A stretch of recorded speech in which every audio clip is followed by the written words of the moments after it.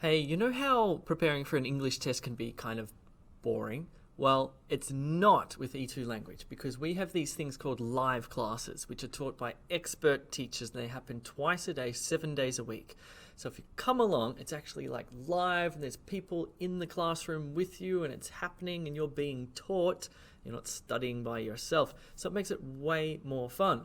In the video that you're about to see, you're going to see a replay of one of our live classes. If you want to join our live classes, then go to e2language.com. You can sign up for free and you can join our sample live classes. Anyway, enjoy. Hello everybody. Welcome to this free sample class today. My name's Alex from E2 Language. Nice to see you all here. Just type hello in the chat box. It will pop up on your screen. And you can chat with all panelists and attendees. That means everybody can see what you're saying. Hello, everyone. Hi, Prince and Rajni, Vini, Mayuri. Fantastic. Where are you, everyone? I saw someone in Tokyo. I'm here in Melbourne. Pakistan, India, Indonesia, Bangladesh. Fantastic. Azerbaijan. Oh, welcome. Mount Everest. That must be nice. Hello on the Gold Coast. Lucky you. Very nice. All right, so we are here for a very short, sweet reading class. This is only half an hour today, and consider it a taste of a real E2 class. Just check your chat box settings, especially if you're new. There is an arrow on your chat box. When you click it, make sure your chat goes to all panelists and attendees. That means classmates and me as well. We're starting with a quick welcome. We'll do a quick overview of IELTS reading, then some practice today. Q&A. It's going to take 30 minutes. Okay, if you are watching on YouTube, next time join us, e2language.com. Sign up for free. Classes like this one are free. So this is our week ahead, everyone here on Zoom with me. We're in the free sample class and all of this is ahead of us. New member welcome. If you have just joined E2 Language, come to this session. It happens in 2 hours with me. I'll show you all around the platform and answer your questions. Tonight we have our task 1 classes.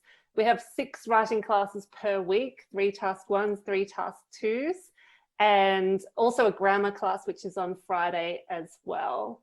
Rajni, I can see your question there. Could you email hello@e2language.com if you need a link for your appointment?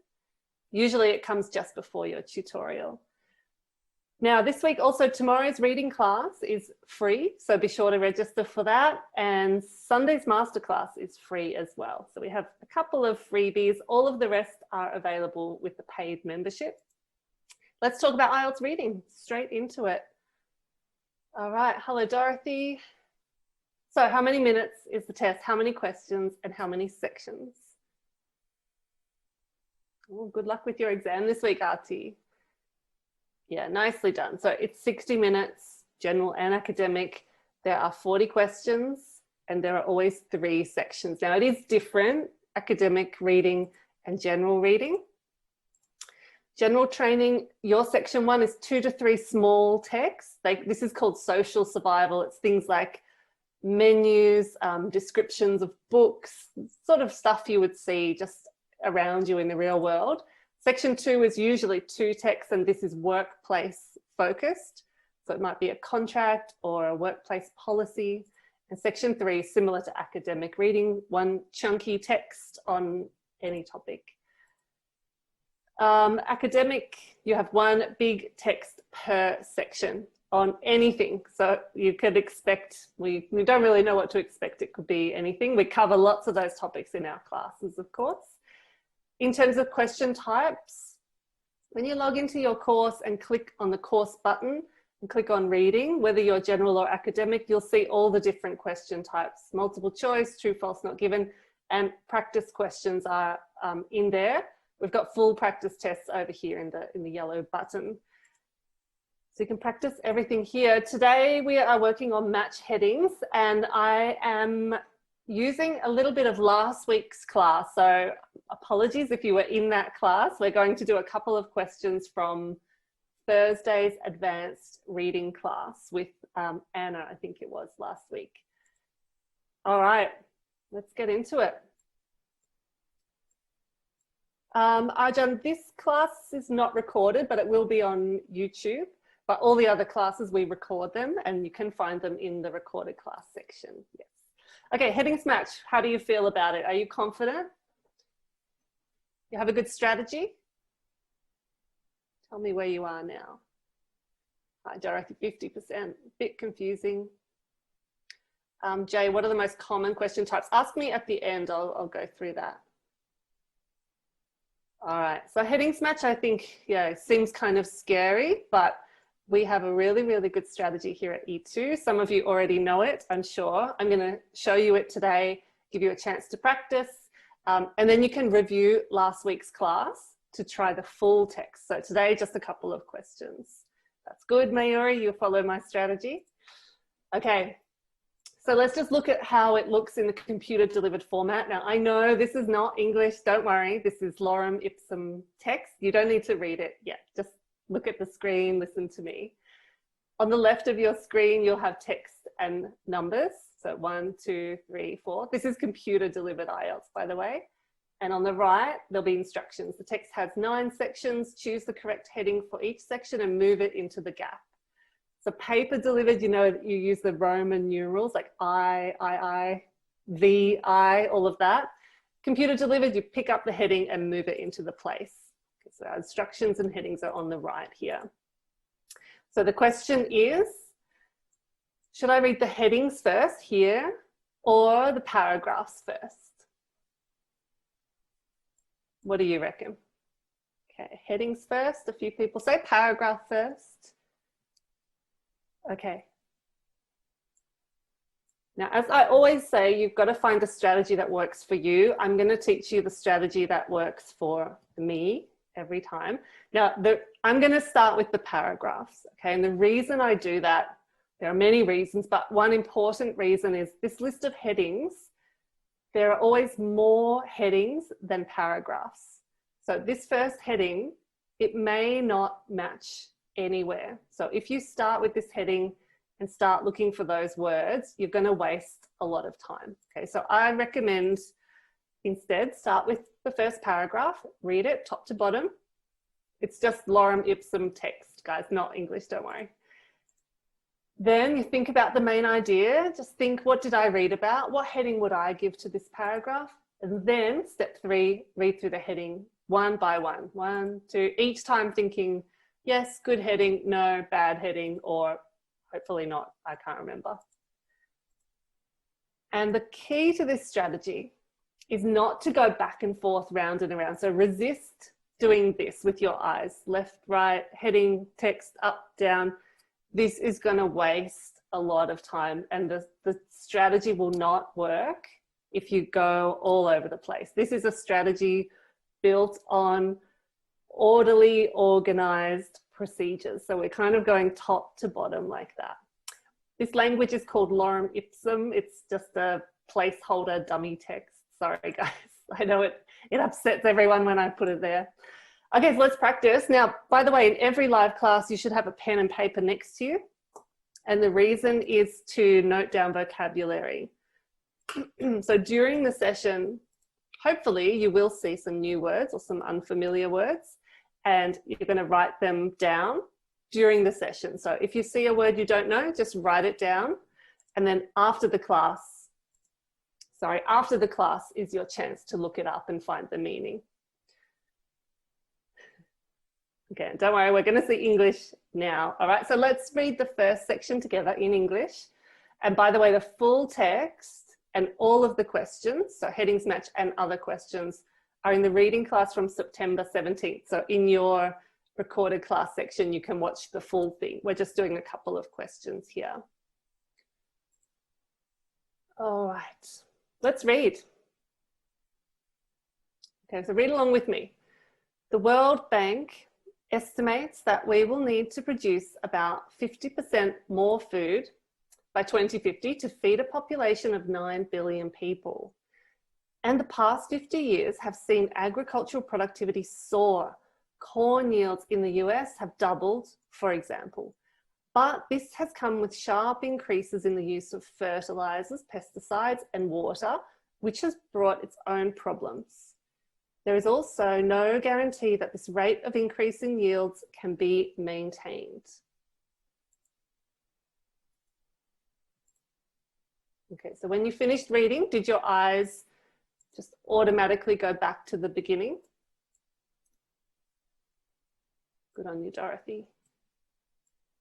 So for many people, that's a common habit. Just go back and start reading again. And in IELTS reading, you can't do that. You don't have the time to do that. Okay, so it's very normal, but it's a bad habit. You need to notice it. You probably do it in your own language. I definitely do it in my own language all the time. So notice it, break it, read carefully the first time and read only once. Okay, so I was reading, I wasn't paying attention. What was that paragraph about? What can you tell me? Even just a word, if you can remember it. What did we just see? Thank you. Something about the World Bank, soaring production, food, fertilizers. Yeah. Percentage, future. Okay, good. So in the real test, you'd be thinking, what's a good heading for that paragraph? If someone asked you, what was it about? What would you say? Okay. So let's check the headings. And we're going to go through top to bottom here. And as we read, ask yourself, was this mentioned? And also, was it the main point? So we're giving a heading to the paragraph here, not looking for bits of information. Now, this is where strategy is important. Don't jump up and down. Follow me slowly. Number one, was that paragraph about early mistrust of GM? So no, we didn't see anything about GM in this paragraph.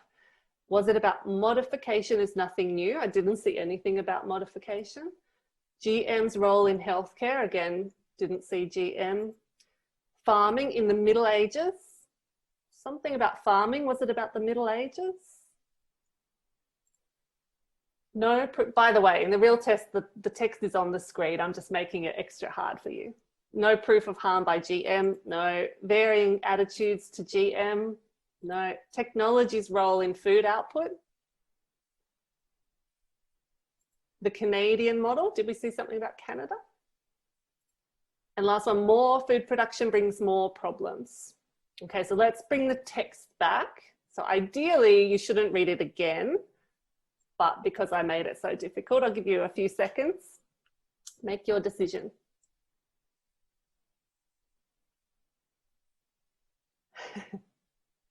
Looks like universal agreement. Yeah, Maureen, this class was in last week. This text was in last week's reading class.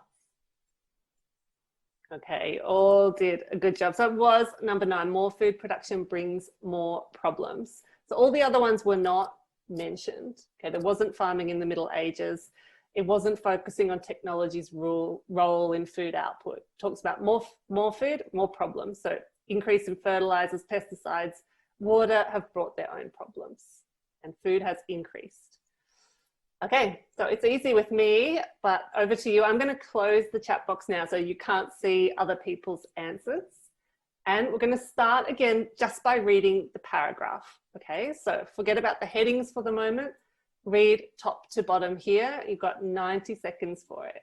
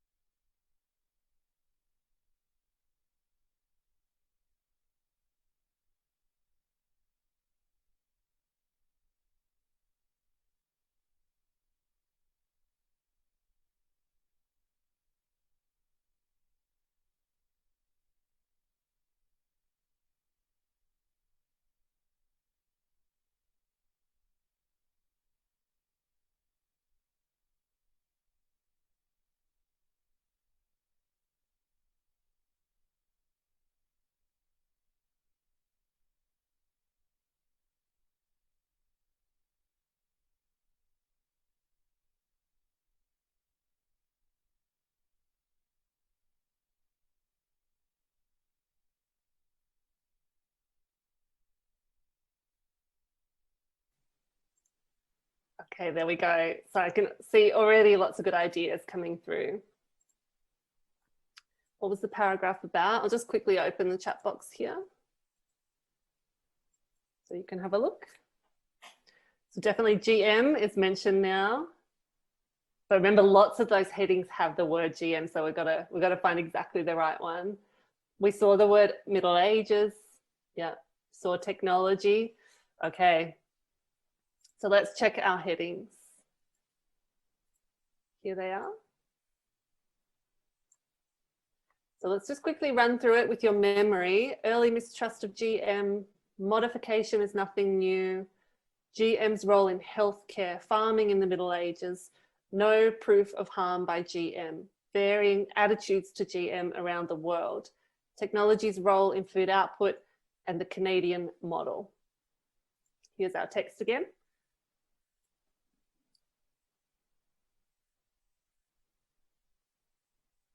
Okay. Quite strong agreement, a few rogues in there. Now, just a word of warning, be careful, beware of just matching vocab or matching up minor points. So for instance, in the text, I saw the expression, the phrase Middle Ages, yes, and in the heading 4, I also saw this word Middle Ages. Okay, the text mentions it, but is the whole paragraph about farming in the Middle Ages? That's the question. Okay, and the other thing I want to mention is when you see this kind of thing, like a word or a name or some like a company name here in the text and here in the headings, your first instinct should be it's wrong. You should expect that it's wrong. It's too easy if you just match word and word. So when you see that, be really, really, really careful. This is a big red flag. Same word here and same word here. And in this case, the whole paragraph is not about farming in the Middle Ages. It's just mentioned. And more important things, new agricultural techniques, just as new agricultural techniques and equipment spurred on, like pushed food production in the Middle Ages, and scientific crop breeding, fertilizer and pesticide did in the Green Revolution, we must rely on the latest technology to boost food production further. And then GM, blah, blah, blah. So this is the right answer. Well done, everyone. Number 7, technology's role in food output. Okay, are there any questions? Anyone want to debate this? If you see a word that you don't know, write it down. That's your job after class to find out what it means. Hey, are you enjoying this live class replay? Hopefully you are. Remember, if you want to join them live in the moment with expert teachers and all of your peers, then go to e2language.com and sign up for free. Thank you. And lots of people, I think you're giving the definition of obscure. Why not number 1? Okay, so early mistrust of GM. So you're looking probably down here. GM remains a highly contentious topic of debate where the underlying facts are obscured.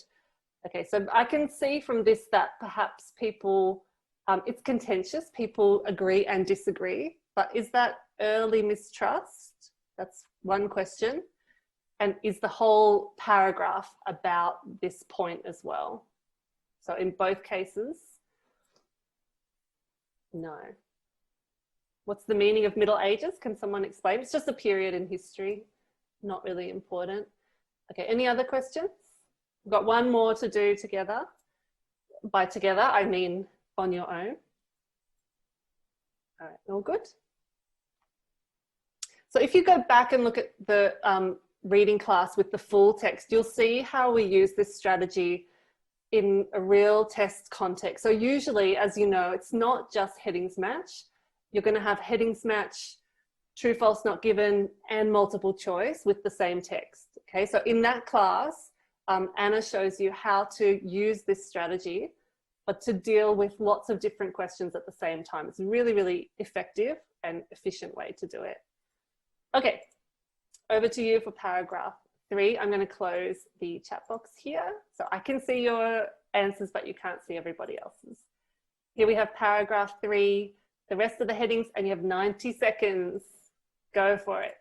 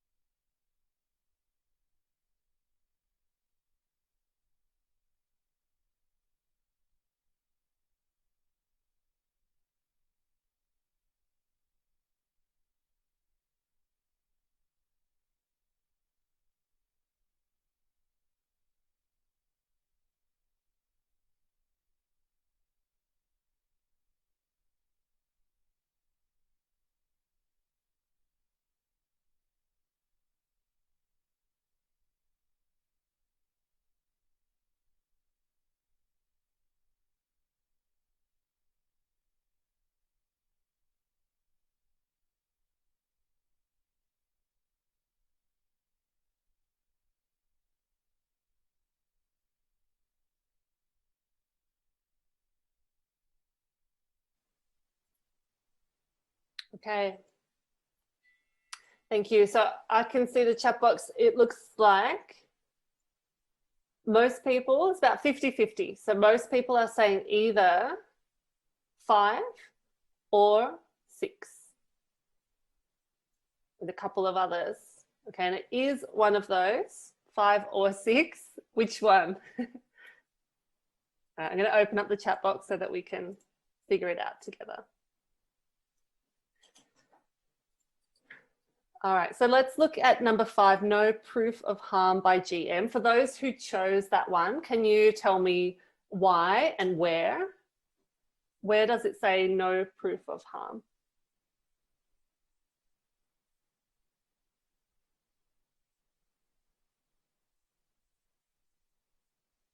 Okay, so I expect you're looking here. GM crops do not damage the environment, but keep reading. GM crops do not damage the environment by nature of their modification.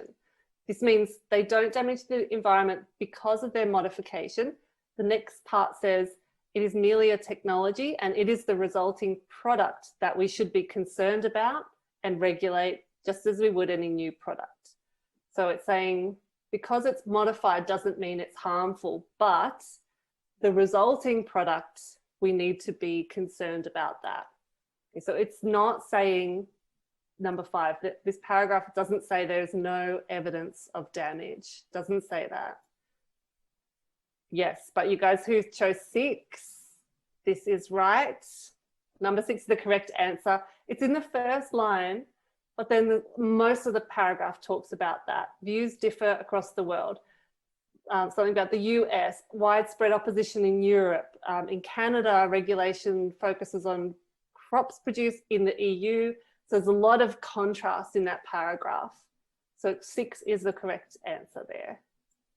Yeah, and sometimes the answer will come in the first line, but I would always advise read the whole thing because it sometimes can take a turn halfway through. All right, so give yourself a score out of 3. Now, these are just 3 questions. If you go back to Thursday's class, there are about 10 more questions connected to this text in full. Well done, those of you who got 3. Great start. Okay, I'm going to give you a final challenge here. This is paragraph 1. And I've removed some of the vocab, 5 words, but I've left the first couple of letters. And I want you to use your memory or use your knowledge of vocabulary to fill in the missing words. I'm going to close the chat box, and give you 90 seconds for this. Now think carefully about the endings of your words. Do you need an S? No S? Is it a verb? Is it a noun?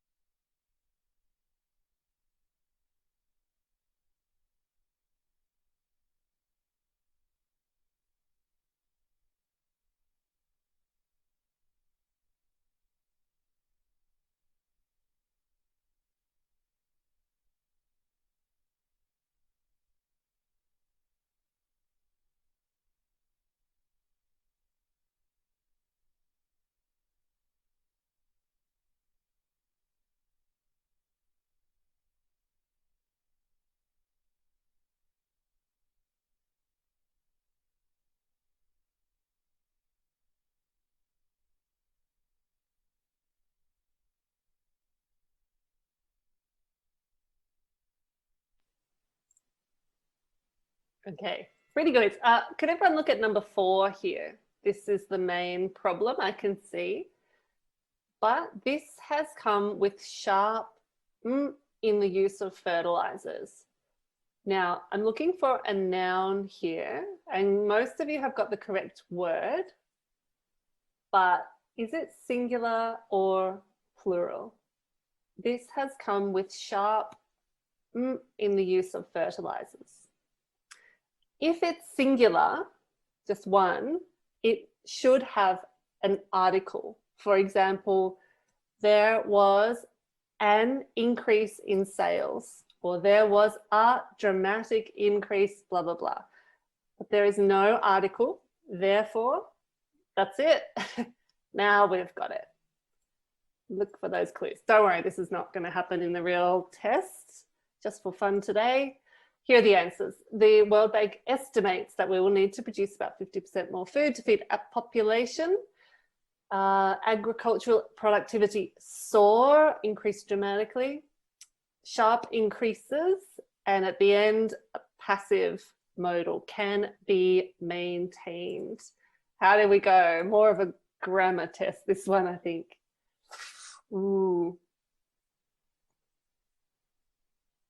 Arjan says, can we read aloud in the exam hall? Well, I wouldn't recommend it because there are other people trying to concentrate. Try to read aloud in your head, if you know what I mean. 4 out of 5. All right, pretty good. Very nice. Okay, surged. Okay.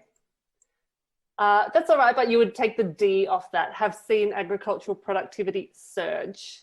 S-U-R-G-E. Why not increase? Because it could be increased, but you need an article. You could say, but this has come with a sharp increase in the use. So singular or plural. And if you were in the grammar class a few weeks ago, you know that singular nouns need an article or something like my, this. So I can't say I have pen. I have to say I have a pen, or this is my pen, or this pen is red. So always need something before it. Don't forget. You could, Rajni, you could say an increase, sorry, but you need an article here. You need to put a sharp increase, and it wasn't there. So complete the full test practice in the advanced reading class from September the 17th. You can find that in your recorded class section down here. So click on that button, just go back to September 17th class from last week and watch the whole thing. If you are a free member and you don't have access to recorded classes, our 2 cheapest ways to get it. One is with the Express membership, $44 gives you 6 months access to the live classes and all the class recordings. So you can join our daily or twice daily classes here. The other one, the cheap package, is $64, which is Express plus the full mock test. And the full mock test includes face-to-face speaking with your teacher and your writing tasks corrected by us with band estimates and loads of feedback as well. So that's another option. It's a computer delivered IELTS mock test. So if you're taking the computer test, a good way to test your skills. Now, vocab, what did we see today? Yes, Navdeep, all the packages include everything, all the reading, writing, listening, speaking materials. Okay, any vocab you need to look up?